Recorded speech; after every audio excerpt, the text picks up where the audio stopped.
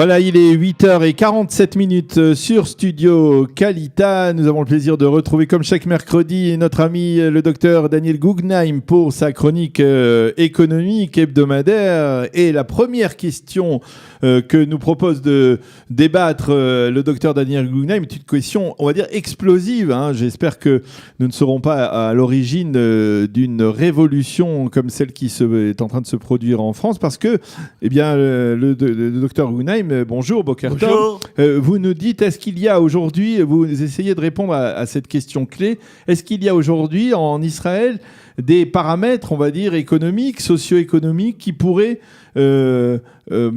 permettre de déclencher une révolte, des émeutes telles que celles auxquelles on a assisté au cours des derniers jours à Paris? Oui.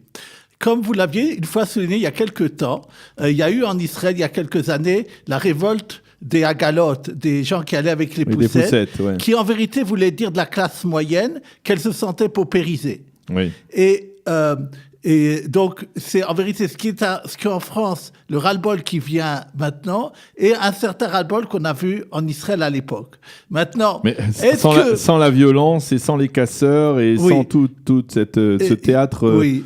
Exact, parce qu'en Israël, il y a aussi un problème, je pense que ça explique aussi beaucoup de choses sociales, il y a un problème sécuritaire, comme on a vu hier, de ce qui s'est passé. Et comme les gens, tous les jours, pensent peut-être aussi à leur vie, alors fait que leurs revendications sociales, même si elles existent, elles viennent, et en tout cas, sont moins violentes. Il y a eu des fois des violences, mais c'est moins violent qu'un pays comme la France où il n'y a pas de problème sécuritaire en cours.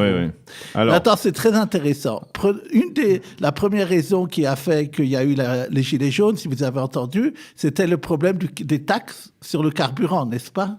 Alors, je me suis demandé si en Israël, la situation était la même qu'en France, point de vue des taxes sur le carburant. Et Israël aussi, voulant montrer qu'il veut d'autres moyens et que les gens prennent moins leur voiture, a aussi mis énormément de taxes. C'est d'ailleurs le deuxième... ça rapporte énormément d'argent. Plus que 60% de l'essence que vous payez en Israël sur un litre, c'est des taxes. Donc, c'est comme en France, ça revient au même. Oui, il y a beaucoup de taxes donc, aussi. Cette raison... En plus, en Israël, il y a une chose qui n'a pas en France. Par contre, on pourrait effectivement se révolter contre les prix, par exemple, des voitures qui sont... Voilà, c'est ça que j'allais dire. Voilà. C'est qu'il y a une chose en plus en Israël qui existe et qui n'était pas en France. C'était, je pense aussi parce qu'il n'y a pas d'industrie automobile en Israël et qu'on voudrait développer le transport public. Il y a depuis très longtemps un impôt sur l'achat des voitures neuves. Eh oui, on le sait très bien. En France, une voiture qui en France vaut 20 000 euros, c'est-à-dire autour de 80 000, 90 000 shekels, vaut ici 140 000 shekels. Donc, il y a encore plus une taxe aussi au niveau de la voiture. Maintenant, en Israël, beaucoup d'entreprises font ce qu'on appelle du leasing. Ça veut dire qu'ils prennent des voitures et ils peuvent comme ça déduire les coûts du leasing. Maintenant, les impôts, je ne sais pas pour quelle raison, ils ont d'abord leur raison de vouloir avoir beaucoup d'argent de ça, font des fois des réformes ou des choses qui ne sont pas obligatoirement économiques. Et il y a une absurde, hier ils en ont parlé dans Globes, que quelqu'un qui a une voiture en leasing a l'intérêt de maximum consommer de l'essence pour pouvoir au maximum tirer des réductions d'impôts. C'est un peu bizarre à ce niveau-là pour les entreprises de leasing.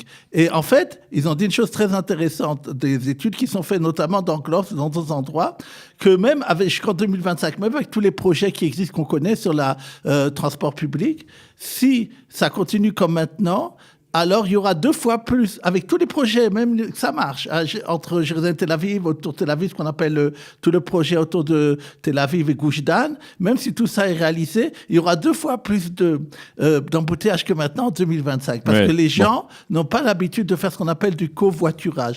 Ils disent qu'on est 1,15, qui est très faible par rapport à l'ensemble des pays de l'OCDE, et qu'on devrait passer à 1,5 si on voudrait, même avec tous les projets de transport public, on a parlé sûrement on a critiqué ce qui s'est passé entre Jérusalem et Tel Aviv au niveau du train, et même si tout ça se réalisait, il y aurait un problème, et donc il faudrait prendre en Israël aussi des choses très drastiques pour, par exemple, à l'entrée des villes, mettre des péages, des choses comme ça pour que ça arrange le problème.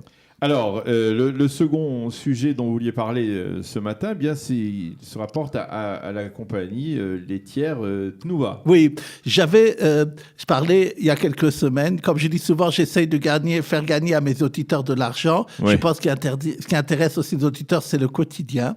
Et j'avais parlé que Tnuva avait été condamné il y a plus d'1 an à payer aux consommateurs, parce qu'ils avaient fait un cartel, à payer une somme, pour l'instant petite, peut-être ça va augmenter. Et j'ai vérifié, effectivement, le 20 novembre, je demande aux autorités, j'ai vérifié chez moi et d'autres personnes, le 20 novembre dernier, dans votre carte de crédit, si vous avez acheté au super l'année dernière, alors vous verrez que vous avez une somme, ça m'a fait 13 shekels, ça toujours bon à prendre, qui a été rendue, et vous devez voir la ligne, il y a marqué moins Tnuva. Le 20 novembre dernier. Si jamais vous avez, si des gens demandent, pour vous envoyer un mail à Kalita, je peux vous mettre un lien avec ce qu'on avait dit à l'époque. Pardon. Comment ils ont déterminé cette c'est très intéressant. Ils ont dit, ils ont calculé une somme. C'est ça. Ils ont calculé une somme, combien les gens avaient été lésés, et ils ont dit, mais comment on peut rendre aux gens qui ont acheté? Alors ils ont dit, c'est uniquement que des gens qui ont acheté par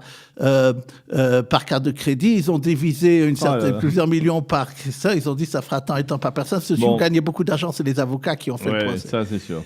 Alors, nous allons parler avec vous aussi d'un conseiller fiscal qui a décidé d'attaquer en justice l'administration pour des perquisitions abusives. De quoi oui, c'est très important parce que je dis, il y a sûrement chez nous, dans nos auditeurs, des gens qui sont de profession libérale et qui ont, et c'est normal, des fois des inspections, soit de ce qu'on appelle bitoire lomi, ça peut venir même du rabbinat ou d'autres choses, pour qu'ils vérifient ce qui se passe chez eux au point de vue comptable, au point de vue de ça. Et il y a à Kfar Saba, ils ont raconté hier dans Globe, ça, comme je dis souvent, c'est la veille de mes chroniques, il y a des choses intéressantes. Et il y a marqué là-bas la chose suivante, qu'il y avait un conseiller fiscal qui tout d'un coup reçoit la perquisition, on lui montre qu'il y a même un permis sur un tribunal pour qu'on voit des classeurs et qu'on prend. Maintenant, il y avait dans ce qu'on lui avait permis aux gens qui sont allés faire là-bas les enquêtes, il y avait marqué que c'était quelqu'un de spécifique qu'ils avaient le droit de prendre et de vérifier et pas autre chose. Et que lorsqu'ils ont fait leur enquête, lui, il ne savait pas, il n'a pas lu non plus exactement quel était ce que disait le mot du juge qui avait permis qu'il y ait une enquête. C'est même pas une enquête, c'est une sorte de bonne vérification de ce qui se passe chez lui. Et en vérité, et alors qu'est-ce qu'ils ont fait? Au milieu de leur perquisition, ils ont pris un autre classeur de quelqu'un qui était un boucher, quelque chose comme ça, et ils n'avaient pas le droit de faire ça. Ils ont même pris le classeur chez eux et ils ont fait faire des ennuis à la personne qui n'avait pas le droit d'ailleurs ce boucher-là qui n'était pas dans le cadre de la perquisition. Celui-là s'est plaint et a voulu faire un procès à l'agence fiscale en disant, à cause de toi, du conseil fiscal, je viens de perdre j'ai des ennuis avec l'administration, avec les instances sociales et autres. Et lui, maintenant, se retourne en disant, son avocat a vu qu'est-ce qui s'est passé. C'est pour ça qu'il faut faire très attention de voir quand vous avez une enquête faite, qu'est-ce qu'ils ont le droit de faire, ceux qui viennent perquisitionner ou faire une enquête chez vous. Alors, très bien. Alors, ça, c'est l'avant-dernier point. Le dernier point, eh bien, il va certainement intéresser beaucoup de nos auditeurs. C'est lorsque l'on achète un appartement en Israël, eh bien, désormais, il va falloir justifier les sources de financement de cet appartement face au fisc. Je pense que nous en parlerons encore à partir du 1er janvier 2019. Ça va chauffer. À partir du 1er janvier 2019, va rentrer en vigueur la loi concernant l'interdiction des transactions en liquide. On n'aura pas le droit, quand on achète quelque chose, quand on a une prestation, de donner plus de 10 000 shekels en liquide. C'est fait pour lutter contre l'argent noir. Mais la semaine dernière, le chef des impôts, parce qu'il prépare ça avant, il a dit il va tout de suite y avoir, c'est pour des gens qui sont maintenant en train de vouloir acheter un appartement, qu'ils sachent qu'on va leur demander au moment du contrat, ce qui ne se faisait pas jusqu'à maintenant, et l'administration fiscale veut savoir comment ces gens-là comptent financer l'achat de cet appartement.